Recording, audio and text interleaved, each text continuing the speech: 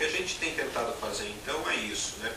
Tentado ler alguns livros de forma sequenciada dentro do livro e atento somente à carta que está ali. Eu acho que é um exercício bacana, mais ou menos como se a gente, é um exercício às vezes nos cansa, eu sinto isso, mas a minha ideia é o seguinte: vamos tentar pegar um túnel do tempo, voltar 2000 anos atrás. Nós somos uma pequena comunidade no meio da Europa ou da Ásia Menor ou ali do Oriente Médio, e que nós recebemos a carta de um fulano, no caso Paulo. Nós não temos referência, o Velho Testamento não necessariamente nós conhecemos, porque alguma dessa coisa, Corinto e o outro foi qual mesmo? Corinto e Gálatas, não eram comunidades judaicas necessariamente, embora conhecessem as coisas, mas não tinham conhecimento. Não existia um cânon formado. O livro chamado Bíblia, ele só vai surgir no ano 400, 300 e tralalá, 400, isso daqui que a gente conhece. Então eles não tinham isso, eles tinham um monte de papéis que circulavam. E a nossa ideia é essa: vamos tentar ler e vamos tentar chegar o mais próximo possível da cultura daquelas pessoas. E de como eles... não tinha Bíblia, mas o Torá? Não, tinha o Torá, não tinha o cânon do cristão, tá, que é isso daqui, mesmo porque estava sendo escrito, né? Sim. Então, e mesmo o Velho Testamento, se você pegar, por exemplo, o livro de Judas, existem algumas chamadas no livro de Judas que não está nem no nosso cânon. São livros que nós chamamos hoje de apócrifos, mas que o autor cita, sem dizer que é sagrado, nada, ele cita. Por quê? Porque não tinha um cânon. Então você pegava alguma coisa e você usava, né? Como hoje a gente pode falar também. Eu posso pegar um pensador qualquer, cristão, Pascal, né? Um cristão, e citar Pascal e falar: olha que legal, tal, a gente pode debater sobre essa ideia de Pascal. Eu posso pegar Santo Agostinho. Eles faziam isso também, porque a coisa não estava fixada. Então, esse exercício que às vezes parece ser cansativo, eu acho legal. Eu estava até conversando com um amigo meu essa semana. A gente tem muitas lentes. São 2000 anos de história, onde várias pessoas inteligentes, bem intencionadas, mas que responderam ao seu tempo, e aí nós podemos citar um monte deles, né, que tentaram interpretar à luz do tempo deles esse texto. Só que isso criou para nós, às vezes, uma distância muito grande para o original. Então, se a gente puder, em alguns momentos, esquecer John Wesley, Calvino, Lutero, Tomás de Aquino, João Boaventura, um monte de gente, e tentar falar: vamos lá, como se mais ou menos a gente fosse esse povo aqui. E vamos tentar ler, tentando resgatar algum conceito histórico e ver se isso é válido para nós. É como eu tentei mostrar semana passada a questão do anticristo. Nós temos uma visão escatológica do anticristo. Por quê? Porque no ano, sei lá, de 1700, 1800, um cara fez uma leitura escatológica que vale até hoje, que é o tal do Scofield. Esse cara proliferou. Agora ninguém consegue mais ler a Bíblia sem pensar no Scofield, pô. E portanto, quando eu leio o anticristo, aqui está dizendo que tem que ler o anticristo. Mas e se a palavra anti não for exatamente como o Scofield leu? For uma forma um pouco diferente. Será que eu não consigo escapar da leitura dele? E eu não consigo ter uma outra que nos seja um pouquinho mais responsabilizante? Porque a nossa discussão da semana passada é isso. É muito mais fácil eu falar: olha, o demônio está lá e está enchendo meu saco e vai me pegar na esquina se eu for malzinho. Outra coisa é eu falar: meu, eu tenho coisas em mim que eu não gostaria de ter. E que eu tenho que primeiro olhar para o meu espelho da alma, do espírito, e falar: tem coisa que me desagrada realmente. Como Paulo fala: maldito o homem que sou. Porque as coisas que eu quero fazer que são boas eu não consigo, mas as más que eu não quero fazer eu faço. Quer dizer, será que nós não podemos encarar a nossa pequenez diante do próximo, da vida, de Deus e de nós mesmos, e não entender que o mal reside em mim e que eu não sou tão bom assim para poder dizer, olha, Deus fala através da minha boca, né? Se eu conseguir ter essa leitura de que, poxa, desconfiem do que eu estou falando, né? Pensem que eu sou humano e que eu posso pisar na bola. Não levem então a sério o que eu estou falando. Se vocês levarem a sério o que eu estou falando, vocês vão se dar mal na vida. Por quê? Porque eu sou também mistura como todos nós somos. Então é isso, tentar trazer um pouco mais de humanidade, que a gente possa ser um pouco menos presunçoso, arrogante. Ah, Deus me salvou, Jesus me salvou, agora eu sou melhor, eu sou filho do rei, eu sou ótimo. Não somos nada disso. Nós temos só a consciência do nosso erro, da nossa limitação, da nossa fragilidade e a consciência de que nós precisamos que Deus haja em nós, para que a gente possa melhorar a nossa vida e melhorar a estada de cada um de nós na vida. Quer dizer, essa foi a tentativa minha de semana passada. Não foi barbarizar ninguém, mas tentar um pouco nos colocar numa posição um pouco mais humana e menos arrogante, de achar que eu sou o dono da cidade, eu vou, né, vai derrubar as trevas com a minha, eu amarro o Satanás. É um pouco, vamos com calma, né, porque não é por aí. Então essa ideia e ler os textos. Por que às vezes eu não preparo? Porque eu também quero ter um pouco da satisfação de ser surpreendido pelo texto.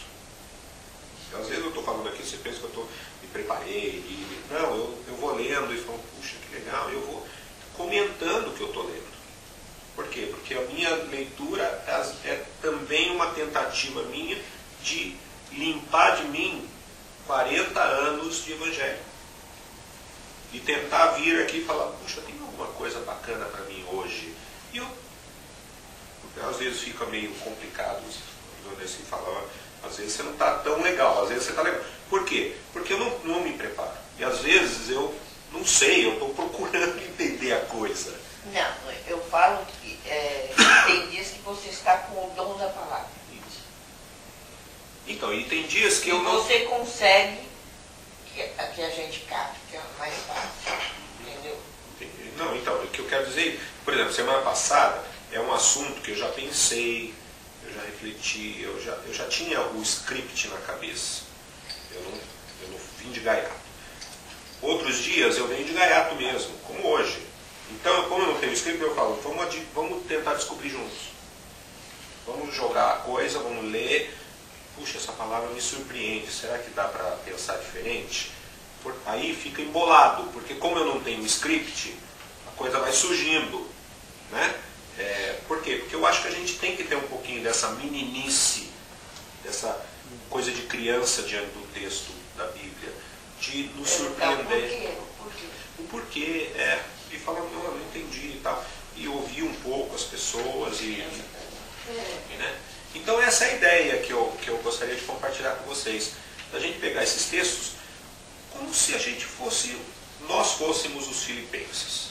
E a tinta ainda não secou no papiro e nós recebemos os rolinhos vindo da mão de alguém.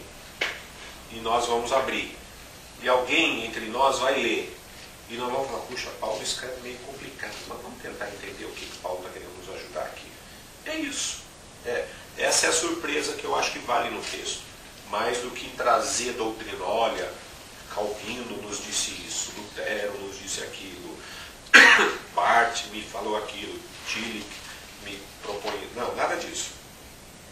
O que eu posso aprender? Então, eu queria compartilhar isso com vocês, para vocês entenderem, vamos dizer, a minha estratégia. Que é uma estratégia para mim mesmo. Algumas coisas eu estou tentando incorporar de algumas outras leituras, mas a maioria das coisas eu não tenho a mínima ideia. Eu vou inventando mesmo.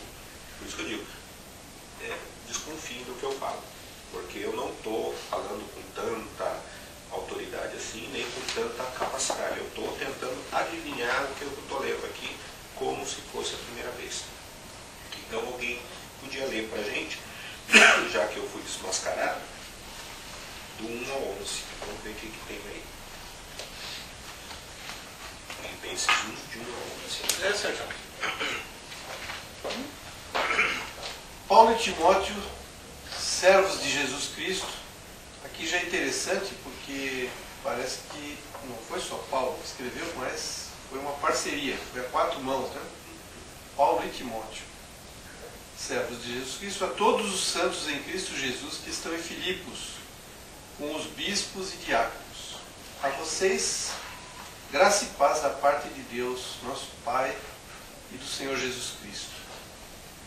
Agradeço a Deus toda vez que me lembro de vocês.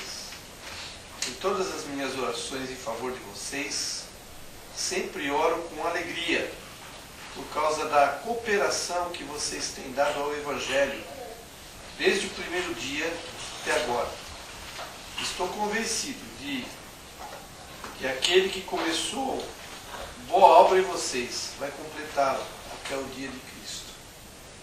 É justo que eu assim me sinta a respeito de todos vocês, uma vez que os tenho em meu coração, pois quer nas correntes que me prendem, quer defendendo e confirmando o Evangelho, todos vocês participam comigo da graça de Deus.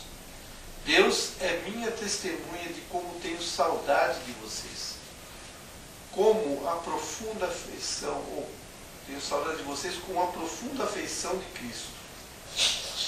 Esta é a minha oração, que o amor de vocês aumente cada vez mais em conhecimento e em percepção, para discernirem o que é melhor, a fim de serem puros e irrepreensíveis até o dia de Cristo, cheios do fruto da justiça, fruto que vem por meio de Jesus Cristo, para a glória e louvor de Deus.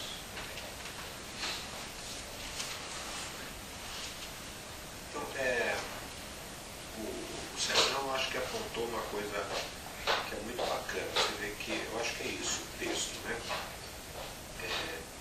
Quando a gente chega e fala Paulo e Timóteo, podemos passar batido, mas a gente pode fazer uma pergunta, né? Ora, Paulo e Timóteo significa que essa carta aqui não foi escrita numa única mão.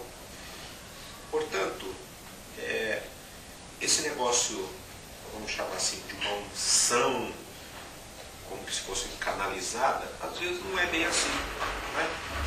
Paulo e Timóteo, os dois são coparticipantes da mesma carta, os dois estão emitindo vamos dizer, opiniões, estão colocando coisas.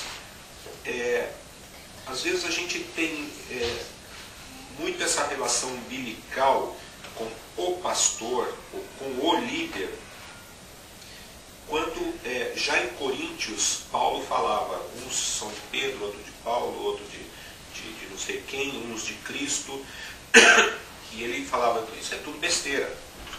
E aqui ele fala, nós dois estamos escrevendo.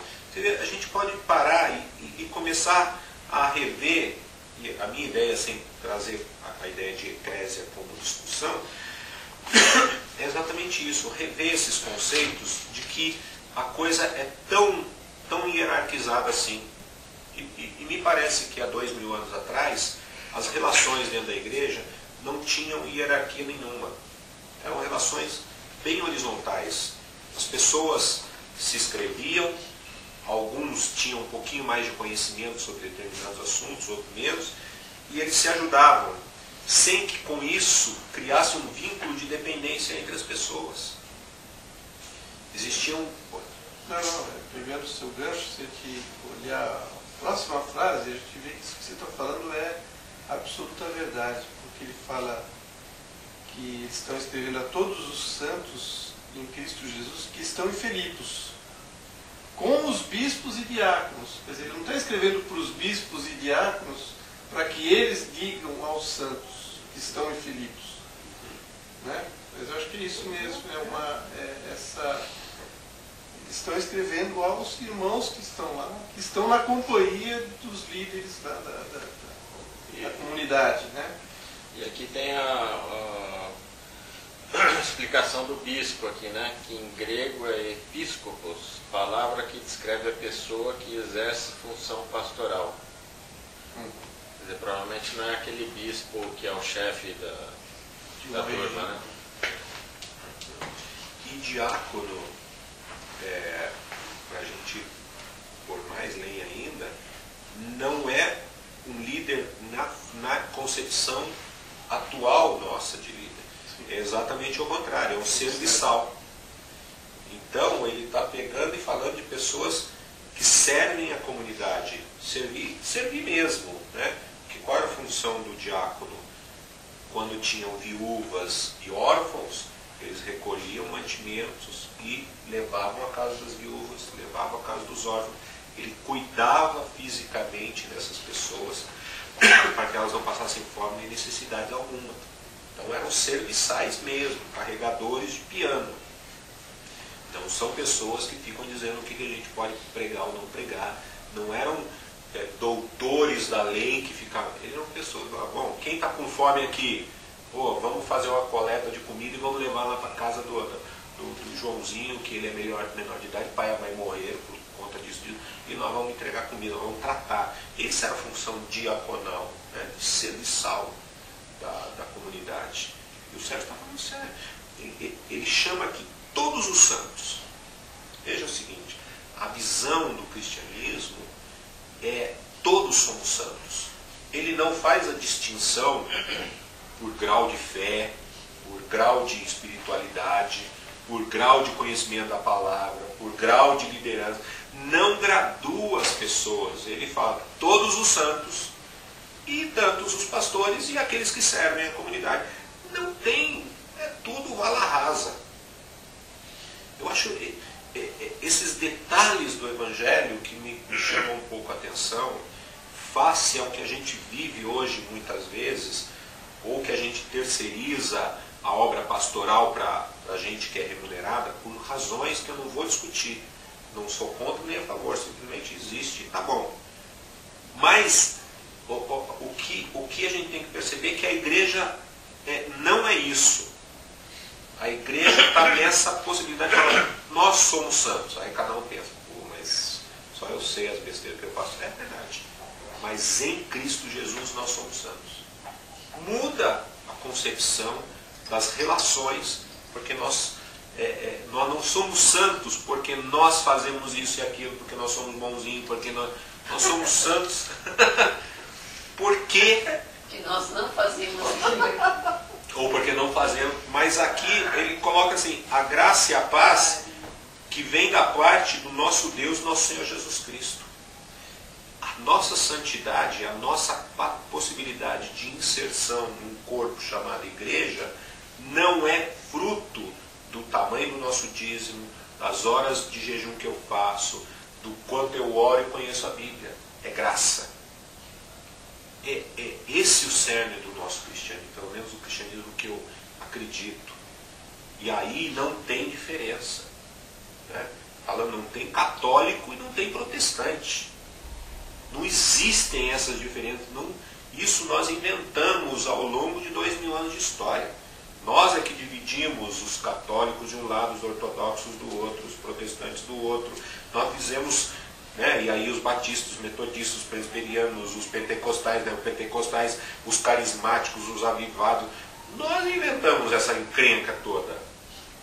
Quando a gente lê isso daqui, fala a todos os santos, por conta da graça. Pronto. Em Cristo Jesus, é isso que Deus está enxergando. E eu acho que isso muda.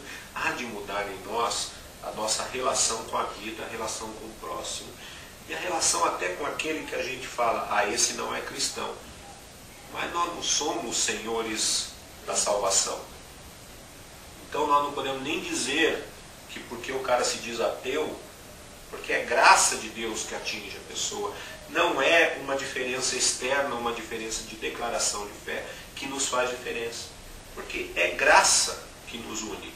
E quando nós entendemos a graça, nós não temos nada a dizer. Nós podemos ser diáconos nesse serviço. É isso que eu acho que a gente tem que se surpreender na palavra de Deus. E parar de pensar na palavra de Deus como um lugar de divisão e falar, é um lugar de unidade. Unidade da graça. Né? E aí, a nossa vida, eu acho que pode mudar. E nós podemos fazer diferença na na existência das pessoas. Né? Vamos continuar um pouquinho aqui. Né? Graça e paz a vós outros, da parte de nosso Deus e do Senhor Jesus.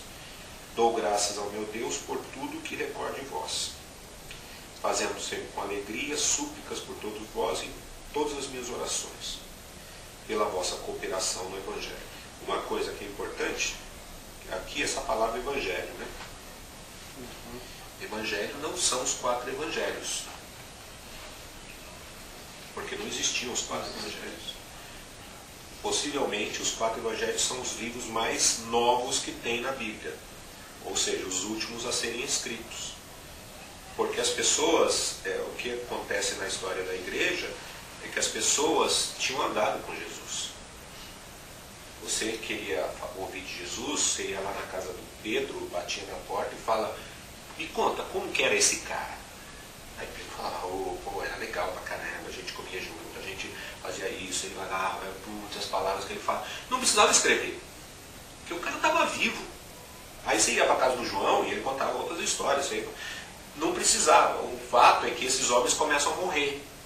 Morrer no anos 80, 70, 60. E o que acontece? Pô, a memória que esses caras têm está morrendo. Então vamos escrever os evangelhos para que a memória deles seja preservada no texto. Porque até então era só eu perguntar. E ele me trazia de memória tudo aquilo. Maria Madalena estava ali, Maria, Marta, Lázaro, João, Paulo. Os caras estavam todos vivos. Não precisava de escritor. Então o evangelho que ele está falando aqui é uma boa nova. E a boa nova não é esse texto. A boa nova era um estilo de vida, no meu ponto de vista. O texto só vem trazer vamos dizer, vem formalizar uma memória para mostrar como essa boa nova chegou na Terra. Mas a boa nova era como eles viviam. O livro de Atos, que eu acho bacana a gente, para ver como que eles funcionavam um pouco, tá vendo?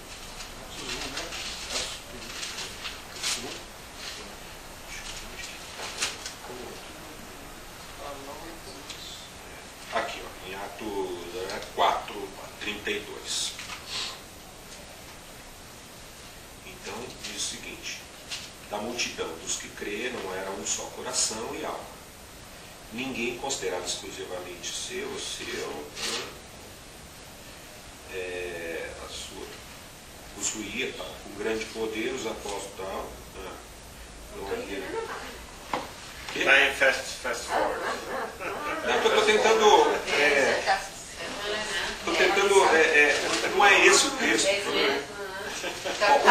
O fato é o seguinte, que dizem em algum canto aqui, é o seguinte, que eles viviam super bem, a igreja crescia por conta da graça, eles viviam da casa, indo de casa em casa e repartindo pão e comendo junto, e um fazia bem para o outro, e por essa coisa, por esse estilo de vida comunitário, hoje nós vamos para a casa do Ari, ia lá e... 2,42 então, em diante. Eles se dedicavam ao ensino dos apóstolos e à comunhão, ao partir do pão e às orações. Todos estavam cheios de temor e muitas maravilhas e sinais eram feitos pelos apóstolos. Os que criam mantinham-se unidos e tinham tudo em comum. É isso? Isso. Continua até o 47.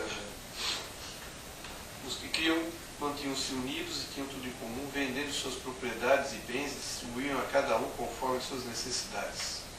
Todos os dias continuavam a reunir-se no pátio do templo, partiam pão em suas casas e juntos participavam das refeições com alegria e sinceridade de coração, louvando a Deus e tendo a simpatia do povo, e o Senhor lhes acrescentava diariamente os que iam sendo salvos. Olha só, isso para mim é o Evangelho. Quer dizer, não existia nenhuma fórmula, nenhuma estrutura, nenhum planejamento estratégico. Existia o quê? A felicidade desse povo era tal, a comunidade entre eles era tal, o compartilhar do que um tinha sobrando e do que o outro tinha faltando era tal, o abrir a porta e receber e ter a mesa e comer junto e dar risada e se divertir, se proteger e se amar e chorar junto e rir junto, era de tal forma que isso eles chamavam de evangelho. E isso fazia com que as pessoas que estavam de fora falavam, eu também quero. Pô, se é isso o evangelho, me põe na listinha. E entrava. E Deus ia acrescentando dias que iam sendo salvos. Por quê? Pelo estilo de vida. Não existia um projeto missionário de evangelização dos povos. Existia um estilo de vida. Isso era igreja naquele século. Desculpa. Não, eu queria introduzir aí também que tinha a ver com aquilo que Jesus tinha pregado. Quer dizer, esse modelo de vida, esse evangelho era fruto da pregação de Jesus. Né? Eles não resolveram fazer uma comunidade de Riponga. De riponga. Né? Mas eles estavam praticando aquilo que eles entenderam que era o ensino de Cristo. Né? Que era Que é meio utópico pra gente, né? Mas aí que está. Desculpe. Essa questão do reino, de que Jesus anunciava um novo reino, um reino de justiça, e aí entra a justiça, né? Que todos têm em comum. Tem que imaginar que eles viviam situações, ou viveram situações de justiça, de política e tudo mais, e ali estava o retrato de uma nova sociedade, né? Onde ela estava vivendo sob os padrões de Cristo, com amor, com um olhando o outro, um abençoando o outro. É isso mesmo. Eu acho que o cerne da coisa não é uma experiência histórica, um jeito que eles acharam histórico de interpretar a justiça e a graça. O jeito que eles acharam histórico e contextual deles foi o seguinte: vamos vender as coisas e vamos distribuir. Isso é um modelo histórico. O espírito que está por trás desse modelo histórico é: vamos praticar a justiça de Cristo, vamos viver em graça, vamos fazer uma comunidade onde nós possamos nos amar, nos respeitar e caminhar junto. Esse é o espírito da coisa, porque a forma muda conforme as sociedades, conforme os tempos. Tanto que não deu certo, né? Quer dizer, mesmo lá não deu certo. Ou deu certo pontualmente. Pontualmente ali e depois degrada porque muda a cultura, muda o tempo e perdeu o sentido daquela operação. É como quando a gente estava lendo Coríntios, e a mulher deve usar véu ou não, Romanos e tal. Sim, naquela época até a gente falou, olha, a mulher quando estava no meio do grupo chamado igreja, está livre do véu, é igual, fala. Mas se você sair pela porta, não esquece que você está numa sociedade, você tem uma cultura na qual você tem que responder. Então, por amor ao que está fora da porta, ponha véu. Não que você precise usar véu, mas porque o outro precisa que você use véu e por amor você usa. Hoje em dia, as mulheres do nosso tempo, nenhuma usa véu. Por quê? Porque pode sair da porta e não tem problema com o véu. É a mesma coisa aqui, eu entendo. Você vendia a casa, não porque o modelo é venda a sua casa e dê aos outros, mas tenha a graça e a justiça de Deus em você. E responda ao seu tempo conforme o seu tempo te exige. Né? Então, eu vejo a graça de Deus nesse sentido. Uma graça que continua a despeito da cultura. Aquilo que você falou semana passada. Esse texto valeu há 2000 anos atrás dentro de uma cultura. Há 1000 anos atrás dentro de outra cultura. Hoje, a nossa cultura. E daqui 1000 anos, vai valer numa outra cultura que não tem nada a ver com essa que a gente está falando. Agora, se eu fixar no costume do meu tempo, daqui 1000 anos, ultrapassou o tempo. O texto ficou envelhecido. Já foi. São os Amish, né? Eles, em 1500, 1600, ouviram o Evangelho e falaram, beleza, a gente virou protestante, bacana, não somos mais católicos, somos protestantes, agora nós só vamos andar de carroça, não vamos aceitar luz elétrica, nenhum arado que não seja puxado por boi, não vamos usar prego, só vamos... Hoje, tu vai para os Estados Unidos, eles estão lá passando fome. Por quê? Porque o evangelho deles está atrelado a um costume social do ano de 1500, 1600, que passou. E eles não conseguiram perceber um evangelho que também anda e responde ao seu tempo. E nesse sentido que eu enxergo a graça de Deus e a justiça de Deus, que somos sempre tradução. É a gente conseguir olhar o texto bíblico como algo a ser sempre traduzido. Porque o que fica é a graça, o que fica é o amor, o que fica é a justiça de Deus. Agora, se a mulher usa véu no véu, isso passa. Se eu, num determinado tempo da história, vendo a minha casa para sustentar alguém que está em miséria, isso passa, porque está dentro de um contexto. Agora, a graça de Deus, ela se renova no meu tempo. Que hoje talvez seja ao contrário. Talvez eu tenha que ficar, estou brincando com isso, mas ficar rico para poder sobrar dinheiro na minha receita e investir no Vila Criar. Por quê? Porque o meu tempo é um outro tempo. Se eu simplesmente vender o meu negócio, eu sou mais um pobre, né? Eu não seria um cara que poderia ser efetivo no meu tempo. Não sei. Eu acho que o que a gente tem que ser é criativo com a graça de Deus. E o texto, eu acho que ele tem que nos enfocar a possibilidade da atualização, da tradução da graça de Deus, né? Você vê que mesmo Paulo, falando aos Filipenses, ele fala: eu dou graça a Deus porque eu me recordo de vós. Faço com alegria súplica por todos vós. Depois ele fala mais à frente aqui que ele tem saudade deles, né? Tenho saudade de vocês. Veja que é um evangelho de gente com gente, de proximidade. Eu acho que Paulo e Timóteo, ao escreverem isso daqui, em algumas cartas eles fazem isso, inclusive, eles estavam pensando nas pessoas. Na cabeça dele, ele não estava escrevendo uma carta pastoral para um grupo de, sabe, de gente, uns anônimos. Ele estava lá, ele falava, sei lá, eu estou morando hoje aqui em Brasília, me lembro do grupo que tem na casa do Hamilton, vou escrever uma carta. Sérgio, Du, Ari, tal, puxa que bacana, estou me lembrando de vocês aqui, que saudade, eu soube que vocês estão passando por alguns problemas, algumas dúvidas, e me mandaram uma carta perguntando isso. Olha, a minha opinião é a seguinte, eu estou escrevendo uma carta, lembrando dos rostos, lembrando das pessoas, lembrando da história, a gente tem uma história junto, a gente tem uma coisa que nos fez andar juntos. É isso que é Evangelho. Evangelho não é uma doutrina. Evangelho não é um conjunto de normas padronizadas às quais eu tenho que obedecer. Evangelho é gente. É isso que me chama a atenção aqui. Ele está escrevendo para a gente como gente. Gente é que tem saudade. Gente é que recorda com carinho. Gente é que fala, puxa vida, como eu tenho alegria ao lembrar quando estávamos juntos. Quando você simplesmente é padronizado, você busca resultado, você busca que a resposta seja dada, você quer outros padrões, você não está entendendo. E eu acho que Paulo está chamando para isso. Né?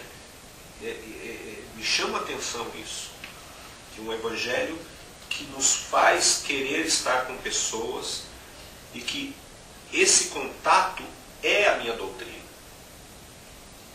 A felicidade de estar com é a própria doutrina.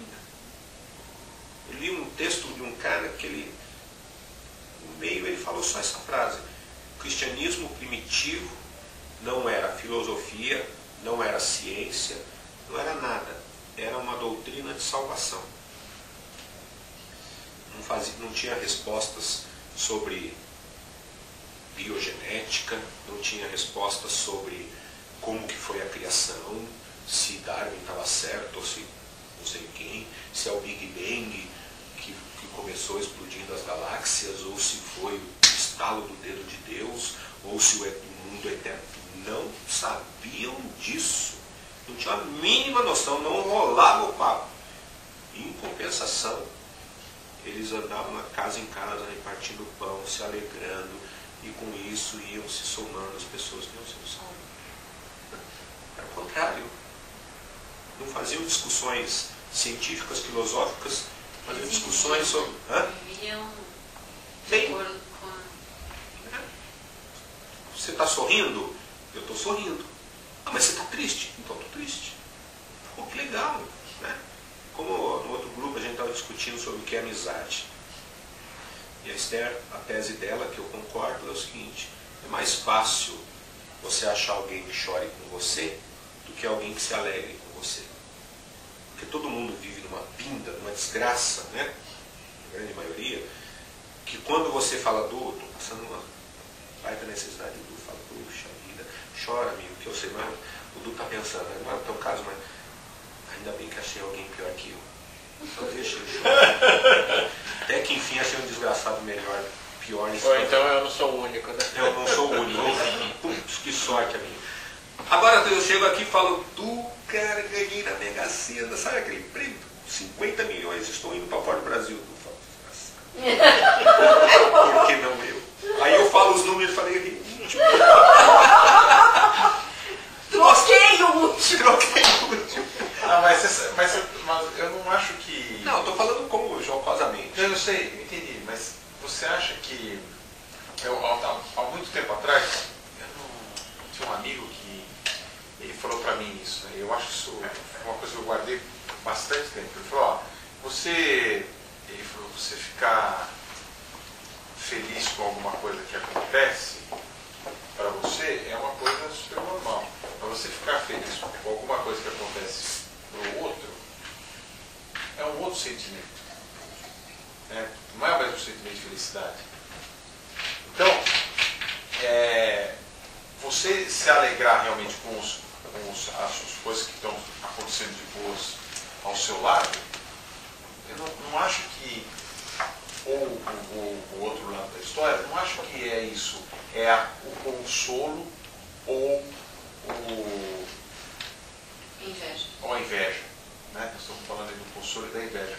Eu acho que é bem essa questão de você ter a disponibilidade, o coração, né? Acho que eu queria tentar expressar melhor isso, mas acho que é isso.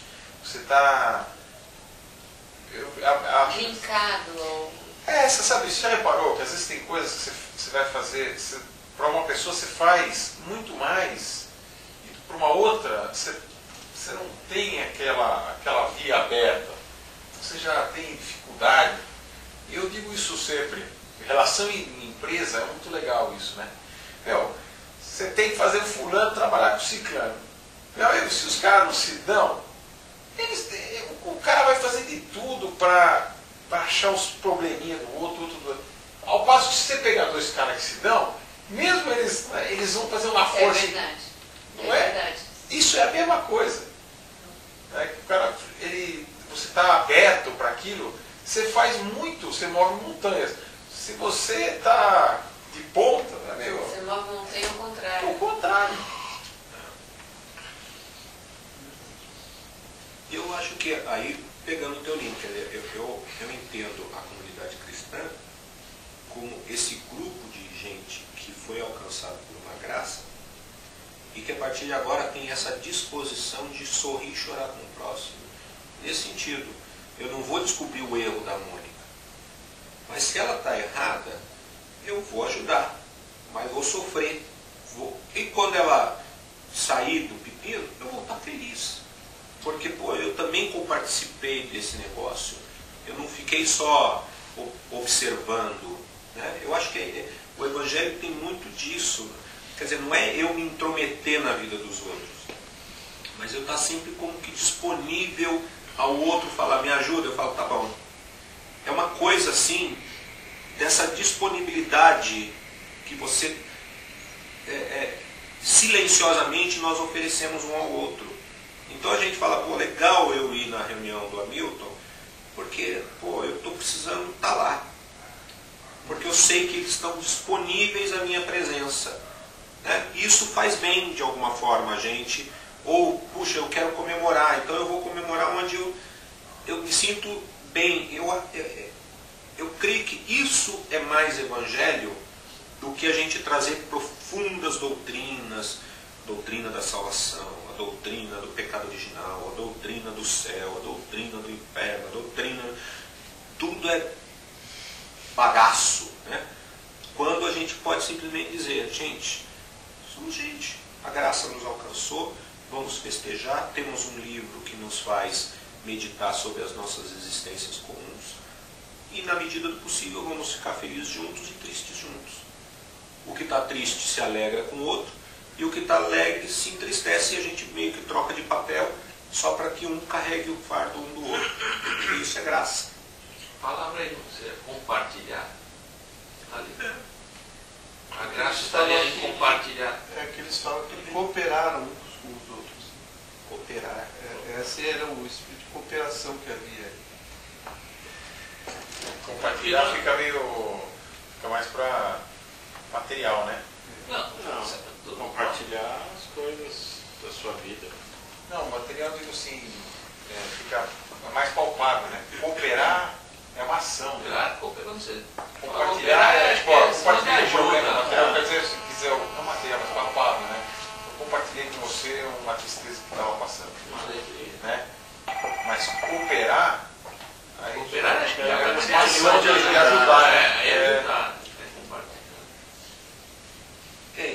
Só para vocês terem olha só que legal isso que Paulo, o jogo que ele fala. Ó.